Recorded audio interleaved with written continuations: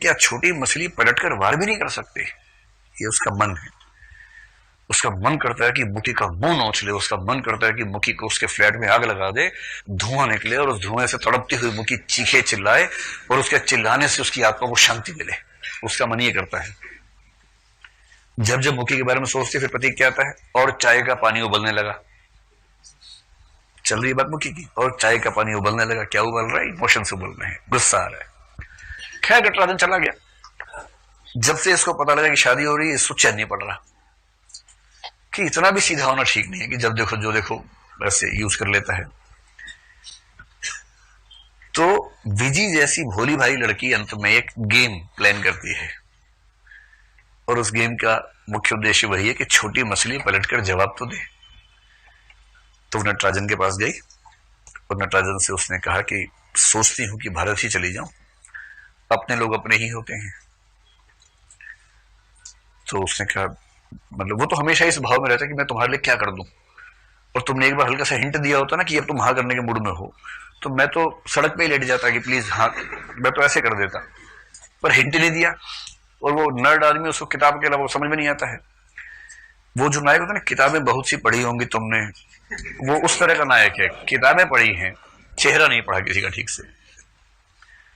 अब इसको लग रहा है कि मैं क्या न कर दूं इसके लिए। उसने कहा नहीं, तुम निश्चिंत होके जाओ, और मेरी कोई मदद चाहिए तो मैं हमेशा तुम्हारे साथ हूं। उसको भी पता है कि मुकी को इस बात से दिक्कत है कि मैं विजय से मिलता हूं, तो वो भी चाह रहा है कि ये कहीं जाके सेटल हो जाए ठीक से, मैं इसकी मदद कर दूं, मेरे दिल पे बोझ ना रहे, और मेरा तो अब जो होना है सो होना है। अभी शादी में इमोशंस तो है नहीं, अब शादी होनी है इसलिए कि 34 साल का हो गया हूं तो शादी कर लेते हैं। तो उसने कहा मेरे पास पैसे नहीं है, तो अगर तुम $1000 दे सको तो मैं जा पाऊंगी। पहले कनाडा जाऊंगी, वहां से भारत जाऊंगी। कनाडा में वही रहता है छठा हुआ आदमी, तो उससे मिलते हुए जाना चाह रही होगी। नटराजन को लगा कि ये दोस्ती निभाने का मौका जीवन में कभी कभी मिलता है। उसने खट से चेक बुक निकाली, $1500 का चेक लिखा, 1000 नहीं 1500 का लिखा कि तुम जाओ, और भी दिक्कत है तो बताना, तनाव मत लेना, एकदम मैं तुम्हारे साथ हूं। तो उसने कहा मैं कल शाम को जाऊंगी, लेकिन तुम एयरपोर्ट पे मत आना। उसे पता है कि आके ही मानेगा, और वो आया भी। उसके बाद गया है मुकी से मिलने के लिए कि जाके मिलूं मुकी से। एकदम गाना वाना गाते हुए जा रहा है खुश होके, इस भाव से कि चलो अब चीजें ठीक हैं, अब मैं मुकी को बता दूंगा कि विजी चली गई है, वो तनाव एकदम न ले, अब मैं पूरी तरह से निर्द्वंद भाव से तुम्हारा ही हूं, मैं उसको ये समझा दूंगा। वो नया घर तैयार करने में लगी है, शादी के बाद जा रहेंगे, पर्दे वर्दे सोफा वह सब तैयार हो रहा है। और गया तो वो औंधे मुंह गिरी हुई नीचे। नहीं, बेहोश नहीं है, मरी नहीं है, कोप भवन में है, नाराज है। ये हमेशा की तरह दोषी, ऐसे लोग हमेशा दोषी बन जाते हैं बिना बात के। उसे क्या हुआ, मुझसे कोई गलती तो नहीं हो गई, क्या हुआ? कह रही कि तुम इतने नीच निकलोगे मैंने सोचा नहीं था कभी। ये बेचारा ऐसे कि इसके मन में नीच होने का भाव आता भी होगा तो भी नहीं हो पाता है, ऐसा लड़का है, इतना सीधा लड़का है बेचारा।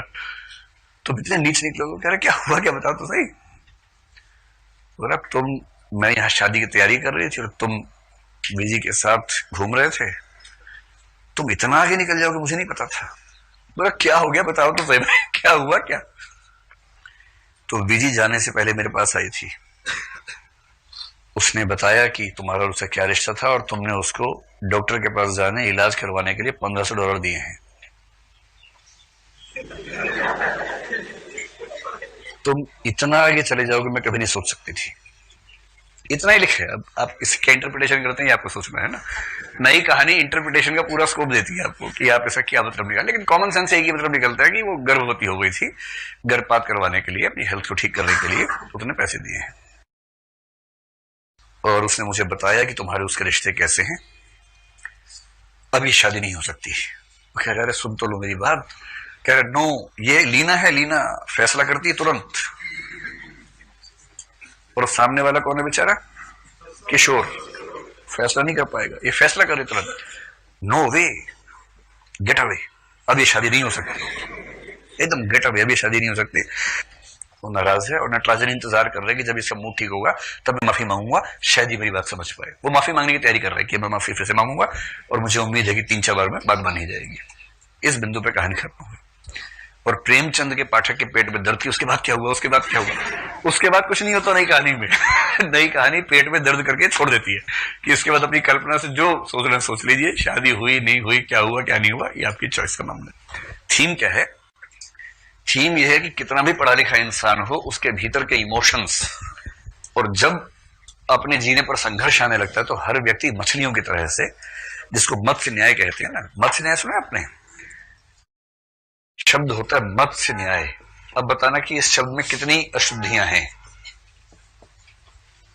एक है या दो है, बताइए ना। एक तो है। कितने लोग मानते हैं कि एक है, सिर्फ दो नहीं है, एक है? क्या है बताओ, तब पूरा आएगा ना। अब इसका उच्चारण कीजिए।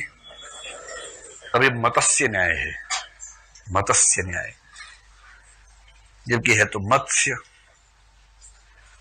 यही समझाना था, ठीक लिखा हुआ था पहले, ठीक है। वो मत्स्य हो जाता है, ये शब्द मत्स्य है। जैसे मत्स्य पालन, कुक्कुट पालन, वो सब पढ़ते होंगे ना जीएस में। तो मत्स्य न्याय मतलब मछलियों की दुनिया में चलने वाला न्याय। और मछलियों की दुनिया में एक ही न्याय चलता है, बड़ी मछली छोटी मछली को खा जाती है। यानी जीवो जीवस्य भोजनम, सर्वाइवल ऑफ द फिटेस्ट, या जीवो जीवस्य भोजनम, इसको बोलते हैं मत्स्य न्याय।